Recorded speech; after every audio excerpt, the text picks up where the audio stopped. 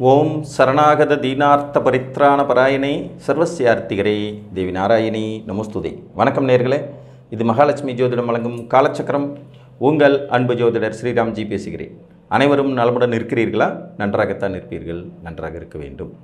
நம்மளுடைய துணை நிறுவனமான மெர்க்குரி மீடியா அப்படிங்கிறது நம்ம இப்போ சமீப கால வீடியோவில் எல்லாம் உங்களுக்கு முன்னாடி ஒரு விளம்பரம் வந்துட்டுருக்கோம்.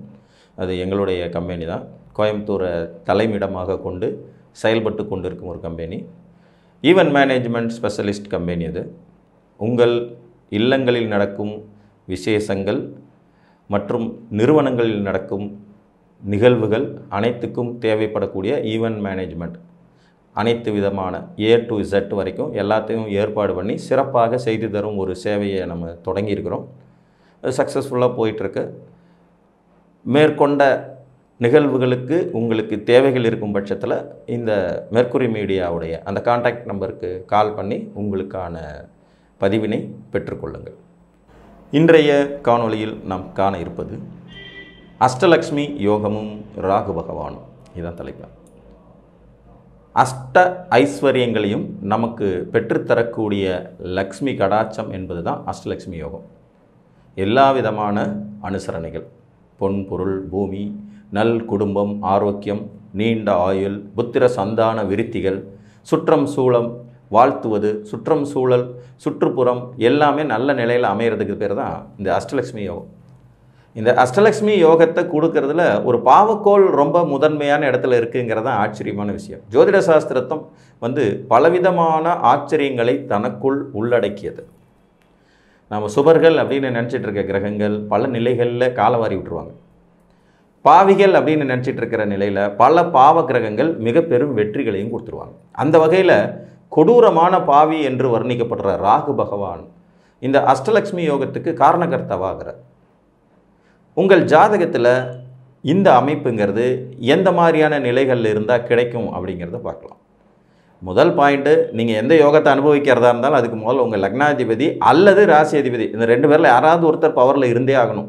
லக்னாதிபதியின் வலிமைங்கிறது உங்களுக்கு ஒரு 40 வயசு வரைக்கும் வழி நடத்தி செல்லும். ராசி அதிபதியின் வலிமைங்கிறது அதன் பிறகு இருக்கக்கூடிய எஞ்சிய வாழ்க்கையை வழிநடத்தி செல்லும். இருவருமே வலுத்து பிறந்தவன் அதிர்ஷ்டசாலி. இருவருமே வலுவாக இருக்க பிறந்துட்டிங்கன்னா நீங்கள் கொடுத்து வச்சவர் தான், அதில் ஒன்றும் மாற்றுக்கிறதே இல்லை.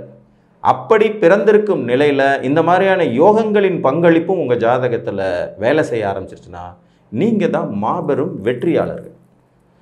அப்படி ஒரு அமைப்பை இந்த ராகு பகவான் சில கிரக நிகழ்வுகளில் கொடுக்குறார். அதுலேயும் ஒரே கிரக நிகழ்வு தான். ராகுவும் குருவும் தான் அஷ்டலட்சுமி யோகத்துக்கு மிக முக்கியமான கான்செப்ட். அவங்க ரெண்டு பேரும் தான் பங்களிப்பு செய்யக்கூடியவர்கள்.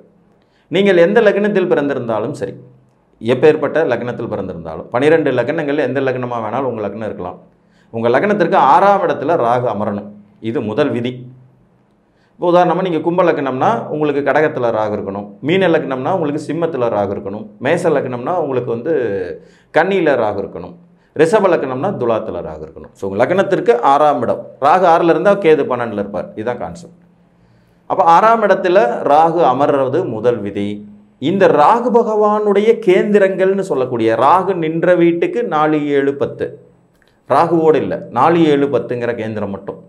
அந்த வகையில் நீங்கள் பார்க்கும்போது உங்களுடைய ஜாதகத்தில் 6ஆம் இடத்துல ராகு இருந்தான்னா 9ஆம் இடத்துல குரு இருந்தாலும் 12ஆம் இடத்துல குரு இருந்தாலும் 3ஆம் இடத்துல குரு இருந்தாலும் ராகுவனுடைய கேந்திரத்துக்கு வருவார். இது லக்ன கேந்திரம் கிடையாது, ராகுவின் கேந்திரம். அதை நல்லா ஞாபகத்தில் வச்சுக்கணும். இப்போ நீங்கள் ரிஷப லக்னத்தில் பிறந்திருக்கீங்க. உங்களுக்கு ராகு பகவான் துலாத்தில் இருக்கார். இப்போ இது லக்னப்படி 6ஆம் வீடு. இந்த 6ஆம் இடத்துல துலாத்துக்கு 4ஆம் வீடாக மகரமும் மேசமும் கடகமும் வரும் கேந்திரங்களாக. இந்த 3 வீடுகளில் எங்கேயாவது ஒரு இடத்துல குரு இருந்து அவர் வலுப்பெறணும். குரு வலுப்பெறணும். யோகம்ங்கிறதே நிறைய காம்பினேஷன் ஒழுங்காக அமைஞ்சதுன்னா தான். ஒழுங்காக அமையணும்னா அதில் அந்த கண்டிஷன்ஸ் எல்லாம் நிறைவேற்றப்பட வேண்டியது அவசியம். அப்போ ஒரு ரிஷப லக்ன ஜாதகத்திற்கு 6ஆம் இடம் துலாத்தில் ராகு இருக்கார். இவருக்கு கேந்திரத்தில் எந்த வீட்டில் குரு பகவான் அதீத வலுவை பெறுகிறார் அப்படின்னு பார்க்கும்போது கடகத்தில் தான் அதீத வலுவை பெறுவார், உச்சம் அப்படிங்கிற நிலையில். ஸோ இந்த அமைப்பு இருந்ததுன்னா உங்களுக்கு இந்த அஷ்டலக்ஷ்மி யோகம் கை கொடுக்கும். எப்போ கை கொடுக்கும்? ராகு திசையில் குரு திசையிலையும் கண்டினியூவாக கை கொடுக்கும். இந்த ராகு தர்ற யோகம் குரு திசையிலையும் தொடருங்கிறதுக்காகத்தான் இந்த 2 கிரகங்களையும் இந்த யோகத்துக்கு முக்கியமான நபர்களாக வச்சிருக்கிறாங்க. ராகுவால் வேறு சில அபூர்வமான நல்ல யோகங்களும் ஏற்படும். தர்ம கர்மாதிபதியின் தொடர்புனால உயர்நிலை யோகியதை பெற்றவர்கள் இருப்பாங்க. பாக்கியாதிபதியின் தொடர்புனால அதிக நன்மைகள் பெற்றவர்கள் இருப்பாங்க. இயற்கை சுபர்களின் தொடர்புனால அதிக நன்மை பெற்றவங்க இருப்பாங்க. இயற்கை சுபருடைய வீட்டில் அமர்ந்து வீடு கொடுத்தவன் வலுவடையும் போது நன்மைகள் பெற்றவங்க இருப்பாங்க. இதெல்லாம் அடுத்த கட்ட நிலைகள். குரு திசையும் ராகு திசையும் அடுத்தடுத்து வரக்கூடியவை. ராகு 18 வருஷம் நடத்தி முடித்தோடனே குரு வந்துடுவார் கண்டினியூலி. அப்படி ஒரு அமைப்பு கிட்டத்தட்ட பார்த்தீங்கன்னா 34 ஆண்டுகள். ராகுவும் குருவும் சேர்ந்தால் 34 ஆண்டுகள். ஒரு மிடில் ஏஜில் ஒரு மனிதனுக்கு ஒரு 25 வயசில் இது வரும்போது 60 வயசை ஈஸியாக கடந்துருவார் ராஜயோக அமைப்பிலேயே. அதனால தான் ராகுவும் குருவும் சேர்ந்து தரக்கூடியது அஷ்டலக்ஷ்மி, அஷ்ட ஐஸ்வர்யங்கள் எல்லாமே கிடைக்கும் அப்படிங்கிறது மாதிரியான ஒரு யோகம். இதற்கான கண்டிஷன் ஒன்றே ஒன்று தான். லக்னத்துக்கு 6ஆம் இடத்தில் ராகு இருக்க வேண்டும். அவர் எந்த நிலையில் இருந்தாலும் சரி. அவருக்கு கேந்திரத்தில் குரு வலுப்பெற வேண்டும். குரு ஆட்சி உச்சம் மூலத்திரிகோணங்கிற 3 வலுவையும் பெறலாம். இது தவிர்த்து அவர் ஓரளவுக்கு வலிமையாக அதிநட்பு வீட்டில் இருந்தாலும் இந்த யோகம் ஓரளவு வேலை செய்யும். ஆட்சி உச்சம் மூலத்திரிகோணம் பெற்றால் 100% வேலை செய்யும். அவர் அதிநட்பு பெற்ற நிலையில் 50% அஷ்டலட்சுமி யோகம்ங்கிறது வேலை செய்யும். அப்போ 12 லக்னங்களுக்கும் ராகு எங்கே இருக்கணும் அப்படிங்கிறத பார்த்தீங்கன்னா, மேச லக்னத்திற்கு கன்னியில் இருக்கணும், ரிஷப லக்னத்திற்கு துலாத்தில் இருக்கணும், மிதுன லக்னத்திற்கு விருச்சிகத்தில் இருக்கணும், கடக லக்னத்திற்கு அவர் தனுசில் இருக்கணும்,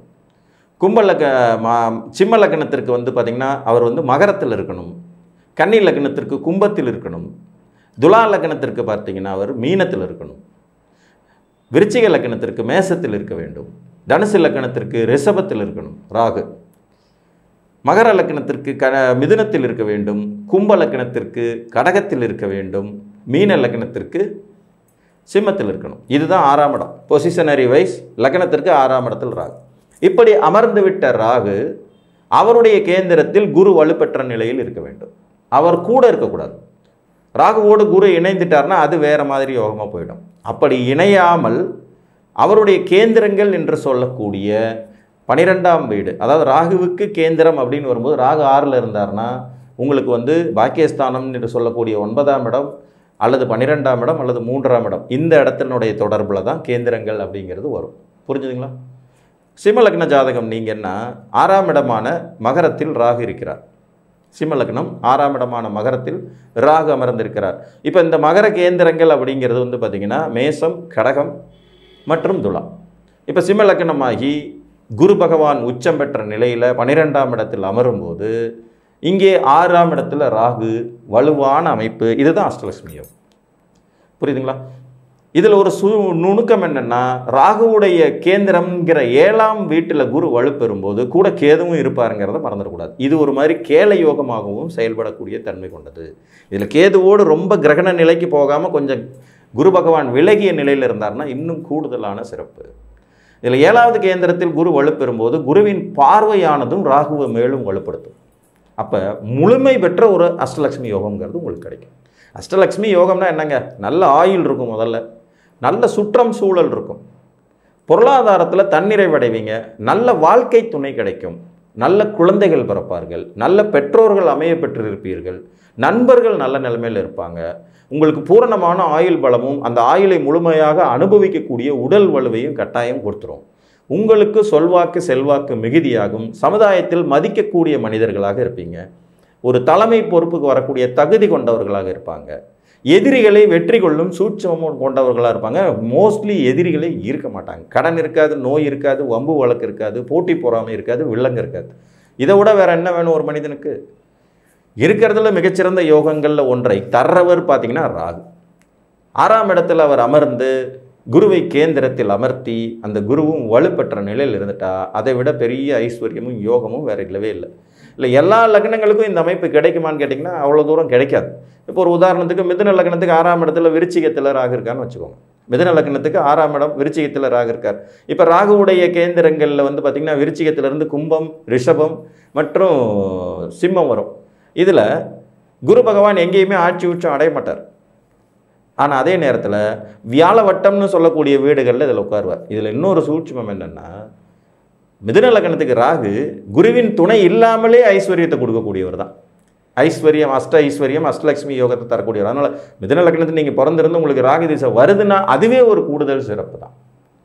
அப்போ உங்கள் லக்னத்திற்கு 6ஆம் இடத்தில் ராகு அமர்ந்து அவருக்கு கேந்திர வீடுகள் என்று சொல்லக்கூடிய 4, 7, 10 ஒன்று இதில் வராது. ராகுவோடு 6ஆம் இடத்துலேயே குரு இருந்தார்னா அது அஷ்டலட்சுமி யோகமாக எடுத்துக்க முடியாது. அது வேறு சில மாதிரியான அமைப்புகளை தான் தரும். ஒன்று 4ஆம் இடம் அல்லது 7ஆம் இடம் இல்லை 10ஆம் இடத்தில் அவர் வலுப்பெறணும். அந்த வலுவில் ஆட்சி உச்சம் மூலத்திரிகோணம் கிடைக்க பெற்றுவிட்டால் மிகச்சிறப்பு. அப்படி இல்லைங்கிற பட்சத்தில் அவர் அதிநட்பு நிலையில் இருக்கணும். அதிநட்பு நிலை இந்த அமைப்பு வந்ததுனாலும் ஓகே தான். இப்போ கன்னி லக்ன ஜாதகத்துக்கு கும்பத்தில் ராகு இருந்தார்னா 6ஆம் இடத்துல ராகு இருக்கார்னு அர்த்தம். இதில் குரு பகவான் ரிஷபத்தில் இருந்தாலும் சிம்மத்தில் இருந்தாலும் விருச்சிகத்தில் இருந்தாலும் ஆட்சி உச்சம் பெறவே முடியாது. ஆனால் சிம்மத்தில் இருக்கும்போது அதிநட்பு நிலை பெறுவார். குருவுக்கு கடக வீடு எந்த அளவுக்கு பிடிக்குமோ, கடக வீடில் உச்சங்கிற வலிமையோடு எவ்வளோ சிறப்பாக செயல்படுவாரோ அதற்கு சற்றும் குறையாத அளவில் சிம்மத்தில் செயல்படுவார். சிம்ம வீடும் குரு பகவானுக்கு மிகச்சிறந்த நன்மைகள் தரக்கூடிய ஒரு வீடாக இருக்கும். மறைமுகமாக சிவராஜ் யோகமே இந்த இடத்துல வேலை செய்யும். ஏன்னா சூரியனுடைய வீட்டில் குரு அதிநட்பு நிலையில் இருக்கார். லக்னத்துக்கு 6ஆம் இடத்துல ராகு, ராகுவின் கேந்திரத்தில் குரு, கேதுவோடு ரொம்ப க்ளோஸாக இல்லாத நிலையில் மட்டும் இருந்துட்டார்னா இதுவும் ஒரு மிகச்சிறந்த ராஜயோகத்தை தரக்கூடிய அமைப்பு. ஸோ உங்கள் லக்னத்திற்கு 6ஆம் இடத்தில் ராகு அமர்ந்து அவர் கேந்திரத்தில் குரு பகவான் வலுப்பெற்ற நிலையில் சென்று அமரும்போது அஷ்ட ஐஸ்வர்யங்களை தரக்கூடிய அஷ்டலக்ஷ்மி யோகம் என்பது உங்களுக்கு அந்த கண்டினியூட்டி திசைகளில் ராகு திசை குரு திசை ரெண்டுலையுமே தொடர்ச்சியாக கிடைத்து வாழ்வின் சகல சௌபாக்கியங்களையும் அனுபவிக்க வைக்கும். சரி, எங்களுக்கு ராகு திசையும் வராது குரு திசையும் வராது, ஆனால் இந்த கிரக அமைப்பு இருக்கே என்ன பண்ணலாம்? நிச்சயமாக இந்த கிரக அமைப்பு உங்களுக்கு இருந்தது என்றாலே ராகு புத்தி குரு புத்தி நடக்கும் காலங்களில் எல்லாம், மற்ற திசைகளில் ராகு புத்தி குரு புத்தி நடக்கிற காலத்தில் எல்லாமே இந்த ஐஸ்வர்ய யோகம் உங்களுக்கு கிடைக்க பெற்றுவிடும். புரிஞ்சுதுங்களா? இதில் குரு வலுத்த நிலையில் இருக்கிறது கூடுதல் சிறப்பு. அப்படி இல்லாத நிலையில் அவர் அதிநட்பு நிலையிலையாவது வந்துடணும். எல்லா லக்னங்களுக்குமே இந்த அமைப்பு கிடைக்கப்பெறும். இப்போ உதாரணமாக மீன லக்னத்தை எடுத்துக்குவோம். சிம்மத்தில் ராகு இருக்கார், லக்னத்துக்கு 6ஆம் இடம். இப்போ சிம்மத்தின் கேந்திரங்கள்ங்கிறதுல பார்த்தீங்கன்னா குரு சிம்மத்தில் மட்டும்தான் அதிக வலு பெறுவார், அதிநட்பு பெறுவார்னாலும் விருச்சிகத்திலும் ஈக்குவலான அதே பவரை அடைவார். ஏன்னா விருச்சிகமாக அவருக்கு ஒரு மாதிரி பிடிச்ச வீடு தான். கும்பத்தில் இருக்கும்போது அவருக்கு பிடிச்ச வியாழவட்டம்ங்கிற வீடுகள்லாம் அறந்துருவார். ரிஷபத்தில் இருக்கும்போது அதே மாதிரியான அமைப்பு கிடைக்கும். ஆக எப்படி பார்த்தாலும் எல்லா லக்னங்களுக்கும் இந்த அஷ்டலக்ஷ்மி யோகம் கிடைக்கும் சூட்சமும் உண்டு. உபய லக்னங்களுக்கு சற்று வீக்காக கிடைக்கும். ஆனால் உபய லக்னங்களில் மிதுனமும் கன்னியும் ராகுவுக்கு மிகவும் செல்ல பிள்ளைகள்ங்கிற புதனுடைய வீடுகள்ங்கிறனால இவங்களுக்கு ராகு திசை நடந்தாலே போதும், யோகம்ங்கிறது நிச்சயமாக இருக்குங்கிறது மாதிரி எடுத்துக்கலாம். இப்போ ஒரு தனுசு லக்ன ஜாதகத்திற்கு ரிஷபத்தில் ராகு இருக்கிறார். அப்பவும் பார்த்தீங்கன்னா ஆட்சி உச்சம் பெற்ற குரு அவரோடு கேந்திரத்தில் தொடர்பு கொள்ள இயலாத நிலையிலும் கூட சிம்மத்தில் அமரும் குரு பகவான் அந்த யோகத்தை பெற்றுக் கொடுத்து விடுவார்.